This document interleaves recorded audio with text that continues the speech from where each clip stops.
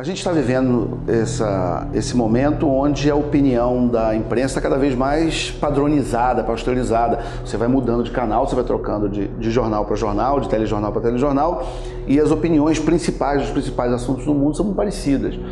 Então é um momento que a gente começa a ficar realmente preocupado em relação a que tipo de notícia as pessoas estão consumindo, que tipo de conteúdo está chegando às pessoas.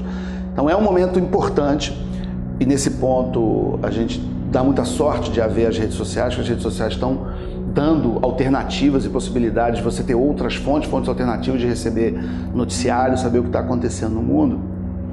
Mas a gente está muito preocupado com essa tendência, porque isso não é novidade ao longo, principalmente dos últimos 40, 50 anos, de ter uma certa uniformização da imprensa, né? Da maneira como ela reporta as notícias. Você pegar os principais assuntos que foram tratados na humanidade, pelo jornalismo nos últimos 40, 50 anos, você vai ver que tem uma certa uniformização da maneira da notícia ser tratada, né?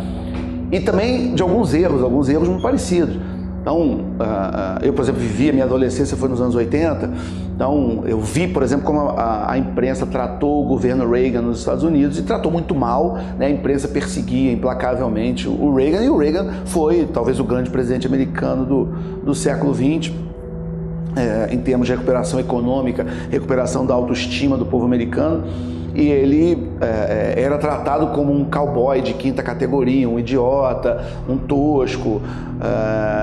A imprensa sempre foi muito elitista e preconceituosa em relação ao Partido Republicano como um todo, mas ao Reagan especificamente, é uma coisa que eu vi acontecer. E quando você vê, o Reagan foi o presidente que foi o grande presidente que foi, né? A recuperação da economia, a economia que ele recebeu do Jimmy Carter e a economia que ele devolveu, né, com os índices de popularidade e inclusive elegendo o seu vice como sucessor, né, o George Bush pai, ele foi um grande presidente, não há sombra de dúvida. E naquela época, por exemplo, os anos 80, você teve ao final, ali na virada, o fim da União Soviética, logo depois a queda do Muro de Berlim, que eram coisas que não eram previstas e não estavam nas páginas do jornal. Pelas páginas do jornal, a União Soviética estava muito bem, estava crescendo, estava mostrando a pujança do socialismo, né? Então, até quem tiver curiosidade, eu acho que vale a pena entrar nos arquivos digitais dos jornais e dar uma olhada. Como é que, às vésperas da queda e do fim da União Soviética, como é que a imprensa tratava a União Soviética? Né? Ninguém dizia que era um império que estava acabando, que estava prestes a implodir. Era muito pouco, né? Também na academia, também nos livros textos, né? O livro de economia que todo mundo usava na época, e usa até hoje, aquele do Paul Samuelson de macroeconomia, por exemplo.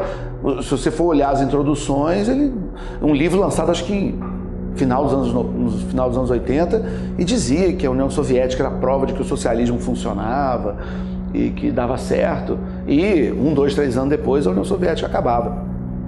E se você for pegar outros fatos, ainda nos anos 80, por exemplo, quando começam os anos 80, que o Japão parecia ser uma nova potência, a imprensa vendia, agora o mundo vai virar japonês, o Japão vai tomar conta do mundo, e o Japão está aí há 30, 40 anos com a economia basicamente estagnada, cheio de problema econômico.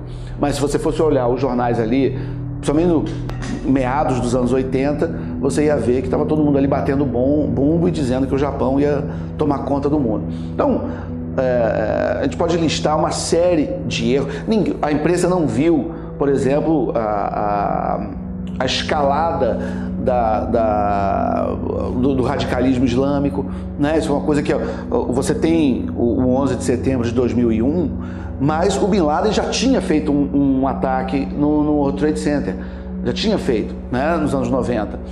Mas aquilo foi tratado como um fato isolado, né? O Bin Laden vai, bota um monte de bomba, tenta explodir o World Trade Center, faz um buraco enorme na garagem do prédio, foi um atentado importante, e foi tratado como um assunto isolado, ninguém falou mais do assunto. E nós estamos vivendo isso hoje, né? Quer dizer, às vezes você tem aí uma série de atentados e agressões e mortes, coisas horrorosas, macabras, né? O que aconteceu em Paris, por exemplo, que tem uma operação abafa, né? Não se fala do horror que foi feito lá em Paris com Fala-se tem a contagem dos mortos. Ah, morreram tantas pessoas.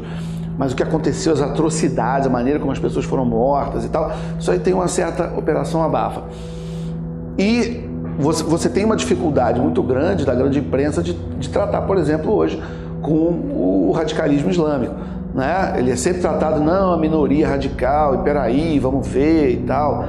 O que é a atitude oposta, por exemplo, em relação aos cristãos, né? Quando uma matéria vai falar dos cristãos, eles vão pegar sempre ou o radical, ou o pouco educado, ou que tem posições polêmicas, e de certa forma tentam colocar como se ele fosse um espelho de 1 bilhão de cristãos, né?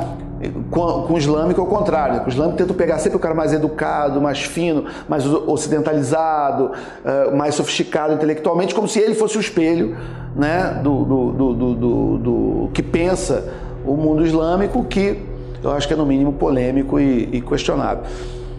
Então, ao longo dessas décadas, a gente foi acompanhando essa tendência de erros absolutamente monumentais, né? Tem um analista americano que ele faz uma comparação com a imprensa que eu acho interessante. Ele diz o seguinte, ele diz que os chefes de Estado, eles têm seus serviços de inteligência, né? Então, eles têm seus espiões, eles têm seus agentes que estão aí dentro do país e fora do país, colhendo informações, montando cenários e informando aos governos o que está acontecendo. Então ele faz uma comparação que diz que a imprensa é como se fosse seu serviço de inteligência pessoal. Já que você não é um presidente, você não é um chefe de Estado, não é um rei, não é um imperador, e você não tem à disposição um serviço de inteligência, você quebra o galho com a imprensa. Porque ela tem, vamos dizer, agentes no mundo inteiro, investigando, vendo o que está acontecendo, pegando informações. Então, se tem um problema no Oriente Médio, ou na Europa, ou na América do Norte, eles têm gente que está lá reportando, dizendo o que está acontecendo, tirando foto, escrevendo texto, testemunhando, analisando.